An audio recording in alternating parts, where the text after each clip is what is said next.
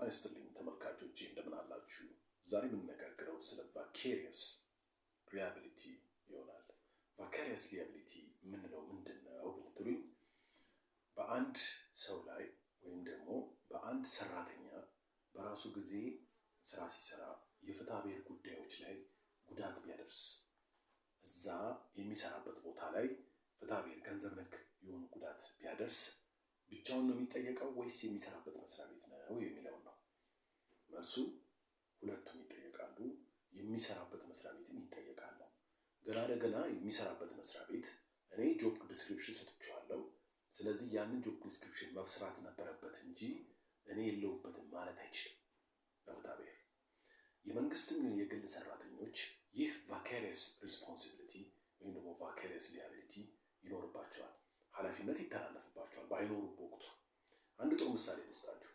የአንድ የመብራት ኃይል ሰራተኛ ቢኖርና የመብራት ኃይል ሰራተኛ ሊጠግን አንድ ፋብሪካ ውስጥ ቢገባ እጠግናለሁ በሚል ያንን ፋብሪካ ውስጥ ሌላ ሾርቴጅ በመፍጠር ወይ ደግሞ ሾርት በማድረግ ከፍተኛ ፓወር በማስተላለፍ ማሽኖቹን ጉዳት ቢያደርስ ሰራተኛው ብቻ ሳይሆን መብራት ኃይልም ጭምር ይጠየቃል።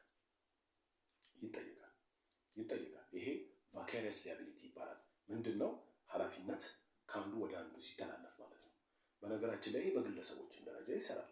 ለምሳሌ የምንላችሁ ፈልጌ ነው 18 ዓመት ያልሞላው ልጅ ሊያቢሊቲ ቢፈጽም አንድ ቦታ ላይ አንድ ጉዳት ቢያደርስ ገንዘብ ነክ ጉዳት፣ ለምሳሌ ድንጋይ ወርውሮ መስኮት ቢሰብር ወይ ደግሞ ድንጋይ ሲወረውር በመስኮት አልፎ ቴሌቪዥን ቢሰብር ወይ ደግሞ የሆነ አንድ ጉዳት ቢያደርስ ወይ ድንጋይ ወርውሮ የሰው መኪና ላይ ጉዳት ቢያደርስ ማን የሚጠየቀው? ልጁ ነው ወይ ብቻ ነው የሚጠየቀው ቢባል ልጁም ይጠየቃል፣ ወላጆቹም ይጠየቃሉ። ወላጆቹም ይጠየቃሉ በሌሉበት 18 ዓመት በታች ከሆነ።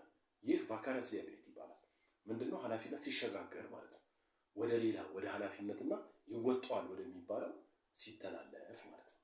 ስለዚህ የ18 ዓመት ልጅ ገና ለገና ወይ እሱ እኮ 18 ዓመቱ ነው ልጅ ነው በሚል ሊያቢሊቲ እሱ ላይ ብቻ አይቆምም።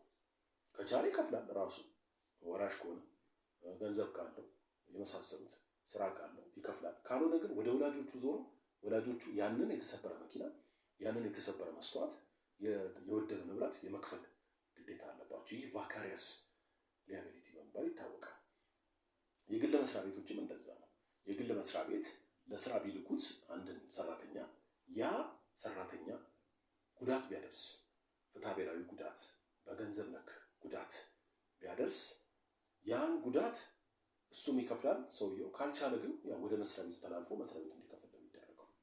ስለዚህ ይተላለፋል ወደሚሰራበት መስሪያ ቤት የሲቪል ወይም ደግሞ የፍትሐ ብሔር ጉዳዮች ኃላፊነት ይተላለፋሉ። ነገር ግን ይሄ በወንጀል አይሰራም። ክቡራን ተመልካቾች በወንጀል አይሰራም። ለምሳሌ አንድ ቅድም ያልኳቸው የመብራት ኃይል ሰራተኛ ወንጀል ቢሰራ ለምሳሌ ቅድም ያልኳቸው ፋብሪካ ውስጥ ገባና ሊጠግን አስቦ በዛው ብቻዋን ያለች ሰራተኛ አገኘና አስገድዶ ደፈራት። የመብራት ኃይል መስሪያ ቤት አይጠየቅም። ወንጀል ነው ይሄ። ወንጀል ፐርሰናል አድራጊው ላይ ብቻ ነው።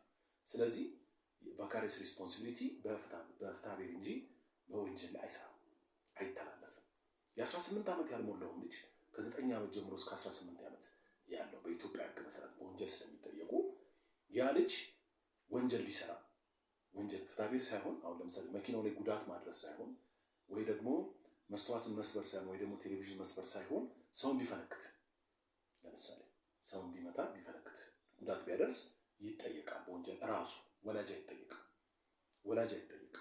ወላጅ ምናልባት ሊጠየቅ የሚችል የደም ካሳ ካለ በዛ ላይ በስምምነት የሚከፍሉበት ሁኔታ ላይ ያኔ ይተላለፋል። ሊያቢሊቲ ሆነ ማለት ነው። ፍትሐ ብሔር ሆነ ማለት ነው። ገንዘብ ነክ ሆነ ማለት ነው።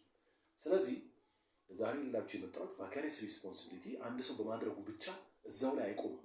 ፍትሐ ብሔር ይተላለፋል ወደ ላይ 18 ዓመት ያልሞላው ለምሳሌ ወደ ወላጆቹ ወደ አሳዳጊዎቹ፣ ወላጅም ከሌለው አሳዳጊ ካለ ወደ አሳዳጊዎቹ ይተላለፋል። አንድም ሰራተኛ ለሚያደርሰው ዳሜጅ ለሚያደርሰው ፍትሐ ብሔራዊ ጉዳት ወይም ደግሞ ገንዘብ ነክ ጉዳት ያ ወደ መስሪያ ቤቱ ሄዶ መስሪያ ቤቱ ይጠየቃል። መስሪያ ቤቱ ይከፍላል፣ ያወራረዳል ማለት ነው። ይህ ግን በወንጀል አይሰራም። ዛሬ ይሄ ልላችሁ የመጣሁት። በሌላ ዝግጅት ሌላ ጊዜ እንገናኛለን። ሰላም።